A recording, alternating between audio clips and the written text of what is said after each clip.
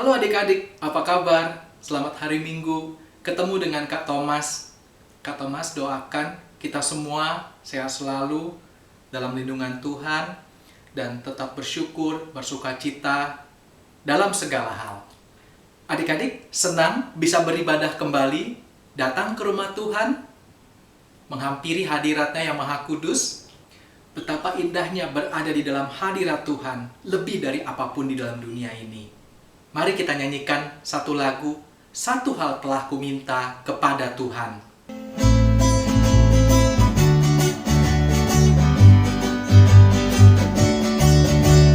Satu hal telah kuminta kepada Tuhan, itulah yang kuingini. Diam di rumah Tuhan seumur hidupku, menyaksikan kemurahan Tuhan dan menikmati baiknya, dan menikmati kuasanya,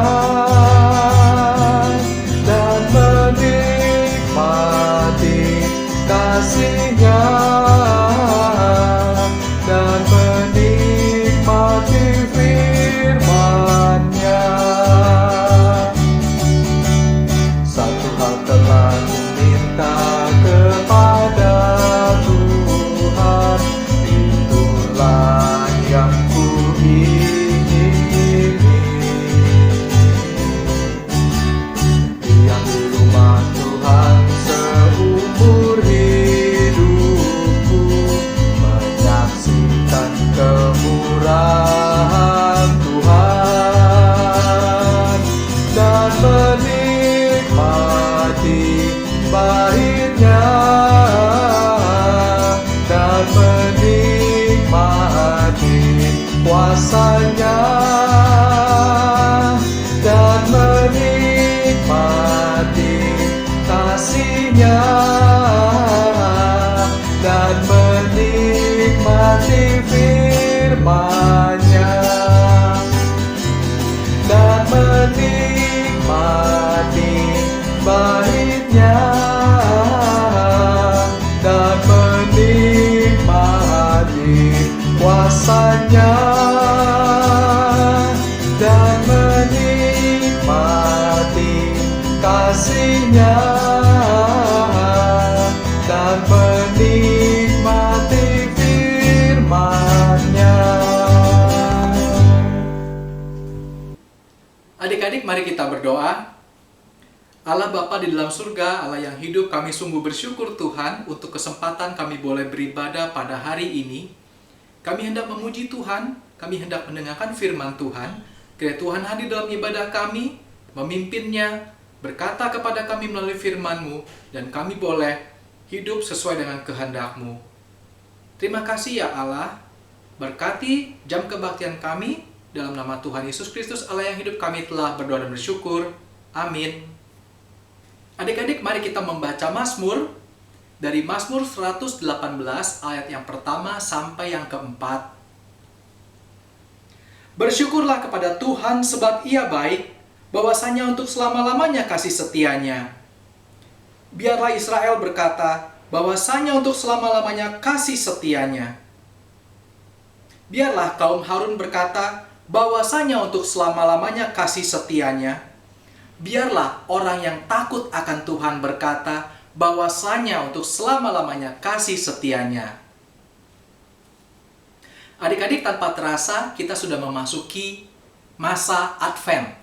Kedatangan Kristus sudah dinubuatkan oleh para nabi dalam perjanjian lama sejak ratusan tahun sebelum kedatangan Tuhan.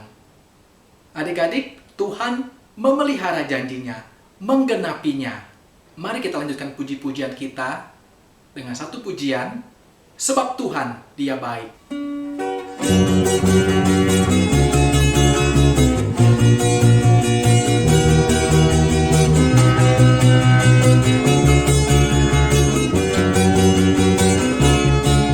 Mari masuk gerbangnya dengan hati bersyukur, halamannya dengan pujian. Penuhi baitnya dengan nyanyian syukur, hadiratnya penuh sukacita. Sebab Tuhan Dia baik dan anugerahnya kekal selama-lamanya. Amin. Sebab Tuhan Dia baik dan anugerahnya kekal selama-lamanya. Amin. Mari masuk gerbangnya dengan hati bersyukur, halamannya dengan pujian. Penuhi baitnya dengan nyanyian syukur, hadiratnya penuh sukacita. Sebab Tuhan Dia baik dan anugerahnya kekal selama-lamanya. Amin.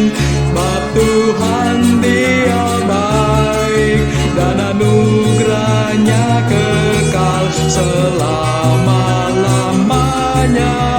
Amin. Sebab Tuhan Dia baik dan anugerahnya kekal selama-lamanya. Amin. Sebab Tuhan Dia baik dan anugerahnya kekal selama-lamanya. Amin.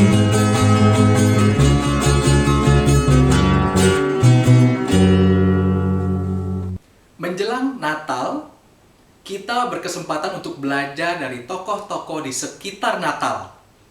Hari ini kita akan belajar dari gembala. Siapakah gembala dan apa yang diperbuat Tuhan kepada mereka?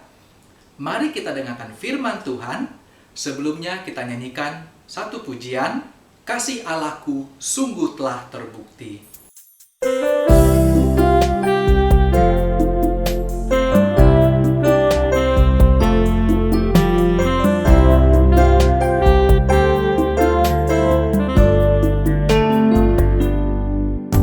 Kasih Allahku sungguh telah terbukti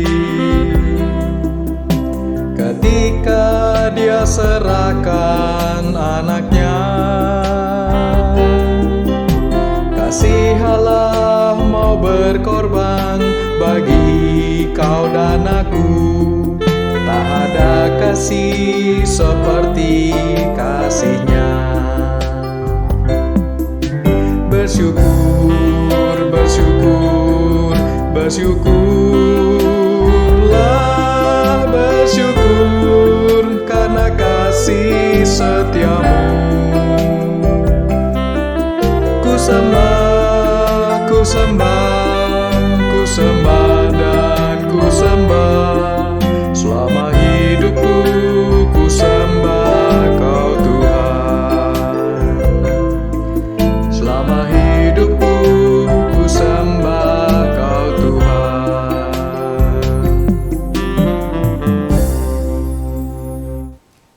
Adik-adik, selamat mendengarkan firman Tuhan.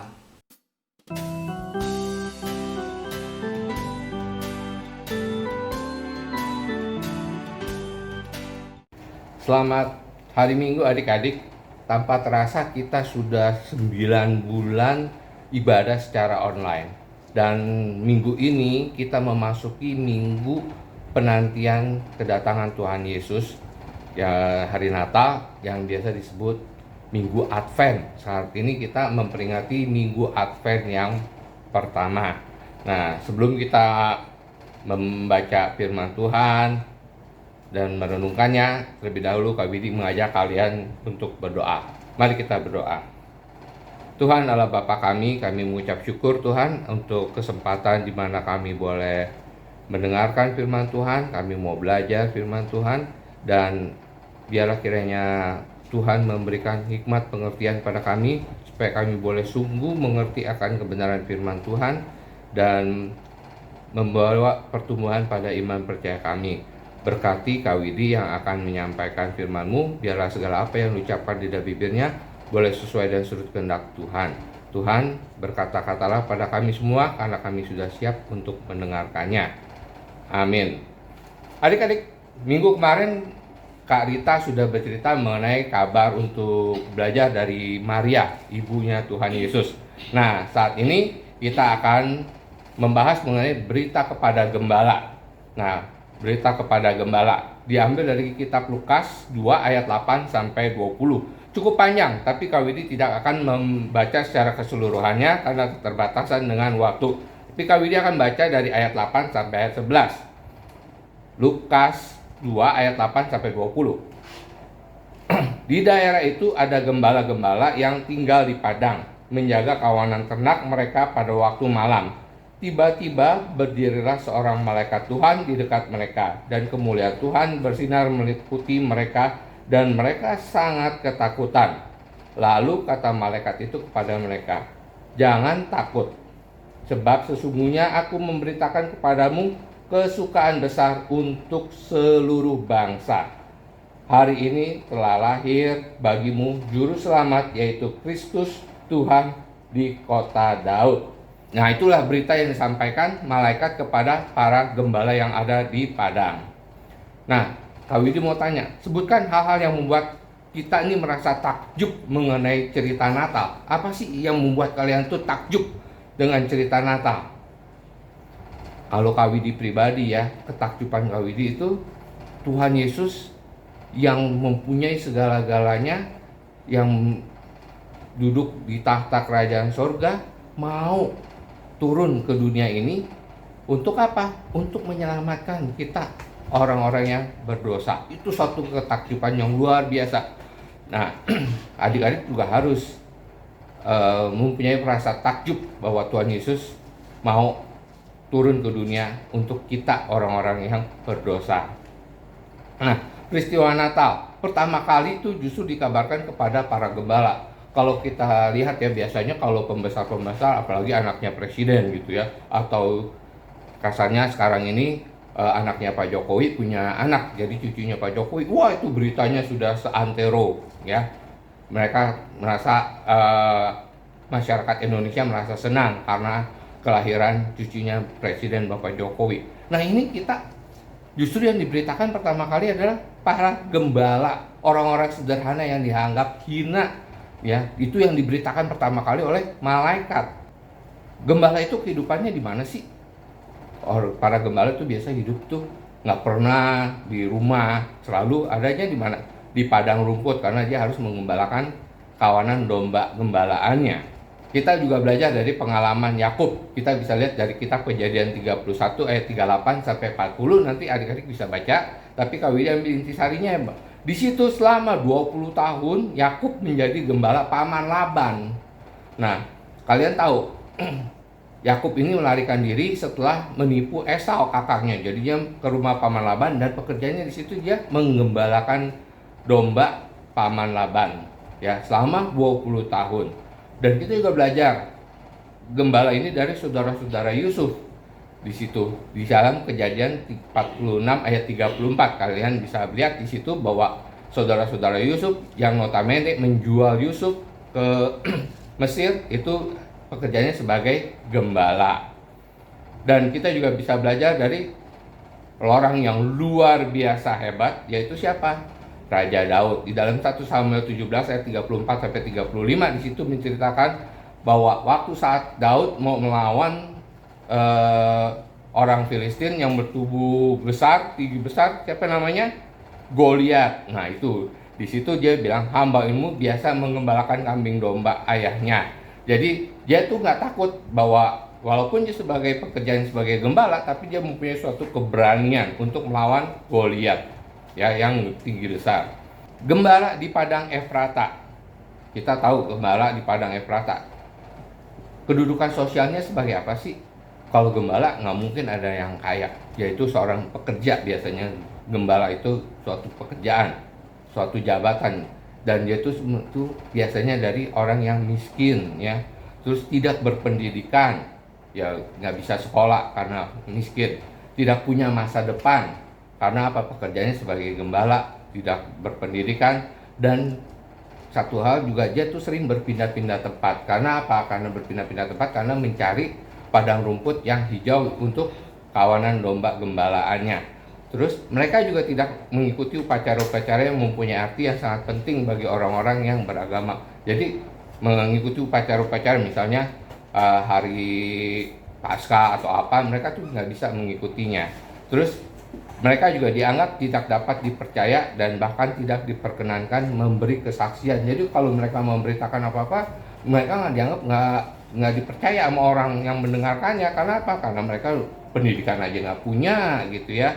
Dan orang-orang pasti nggak akan percaya dengan apa yang diomongkan oleh para gembala. Nah, sifat-sifat gembala itu apa sih? Nah, sifat negatifnya nih. Para gembala itu sifatnya kasar karena dia itu tidak banyak berpendidikan dan bergaul sesama gembala. Dan tidak tahu aturan. Gimana tahu aturan? Orang dia tidak punya pendidikan, suka bicara seenaknya, ngomong kasar. Dan satu hal lagi, sifat negatifnya itu rendah diri atau minder. Karena apa? Karena dia itu merasa dirinya miskin, tidak punya apa-apa, tidak punya harapan, tidak punya masa depan. Tapi segi positifnya itu apa? Dia pemberani. Kenapa pemberani? Ya kalau ada binatang buas yang akan menyerang gembalanya, menyerang domba-dombanya, pasti dia lebih dahulu maju menghalau binatang-binatang buas untuk tidak mengganggu kawanan domba. Dan dia juga orang yang bertanggung jawab gitu. Jadi kalau misalnya ada satu domba yang hilang, pasti akan dicari. Berita kepada gembala itu sebenarnya sudah dinubuatkan pada sebelum kelahiran Tuhan Yesus, yaitu terdapat di kitab Mika 5 ayat 1. Nah, di sini adik-adik bisa lihat di sini, tetapi engkau, hai Bethlehem Efrata, hai yang terkecil di antara kaum Yehuda, daripadamu akan bangkit bagiku seorang yang akan memerintah Israel, yang permulanya sudah sejak purbakala, sejak dahulu kala. Nah, itu sudah dinubuatkan dari zaman Mika, Nabi Mika. Dan satu hal yang sangat kita nantikan, bahwa kabar sukacita buat kita semua yaitu dengan kelahiran Tuhan Yesus. Seperti berita kepada gembala, hari ini telah lahir bagimu juru selamat, yaitu Kristus Tuhan di kota Daud. Juru selamat kita lahir. Nah, saat ini kita sudah memasuki Minggu Advent, hari menyambut hari kelahiran Tuhan Yesus. Dan yang kedua, para gembala taat kepada berita yang sudah diberitakan oleh para malaikat. Maka itu para gembala itu langsung, marilah kita pergi ke Bethlehem untuk melihat apa yang terjadi di sana seperti yang diberitahukan Tuhan kepada kita. Jadi para gembala itu tidak berpikir panjang lagi, tapi dia langsung bertindak, yaitu pergi ke Bethlehem untuk menyaksikan bahwa Tuhan Yesus lahir. Itu dalam Lukas 2 ayat 15. Begitu taatnya gembala itu pada berita yang sudah disampaikan para malaikat.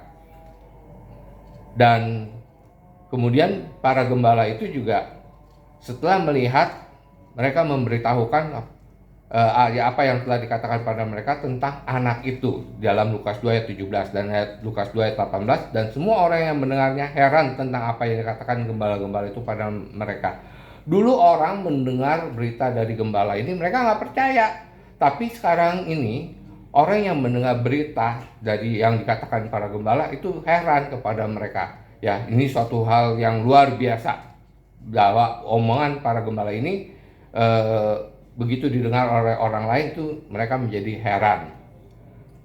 Dan di dalam Lukas 2 ayat 20, para gembala itu, maka gembala-gembala itu sambil memuji dan memuliakan Allah karena segala sesuatu yang mereka dengar, mereka lihat, semua yang sesuai dengan apa yang telah dikatakan kepada mereka. Bahwa apa yang mereka dengar, apa yang mereka lihat itu semua sesuai apa yang malaikat beritakan kepada mereka.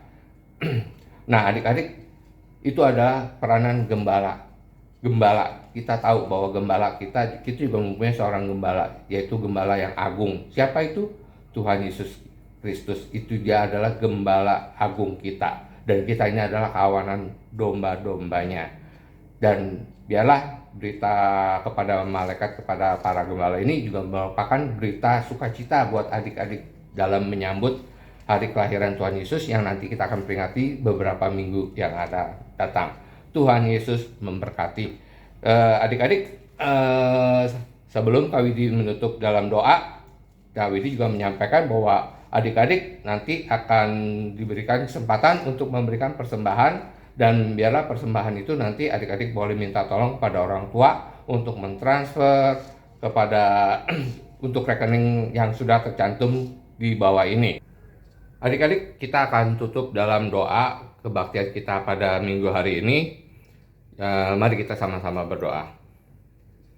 Tuhan Allah Bapa kami mengucap syukur Tuhan atas firman yang Tuhan sudah sampaikan pada kami, dan biarlah kami boleh sungguh-sungguh memahami akan kebenaran firman Tuhan dan mampukan kami juga sebagai pelaku firman Tuhan. Dan biarlah kami boleh belajar dari gembala, di mana kami harus memberitakan kabar keselamatan dan kabar sukacita kepada teman-teman kami, dan juga kami selalu mengucap syukur untuk berkat yang sudah Tuhan berikan kepada kami, di mana kami sudah mengumpulkan persembahan, dan kiranya Tuhan mau memakai persembahan itu menjadi saluran berkat bagi orang-orang yang membutuhkan. Terima kasih atas ibadah pada minggu hari ini. Hanya dalam nama Yesus kami berdoa dan mengucap syukur. Amin.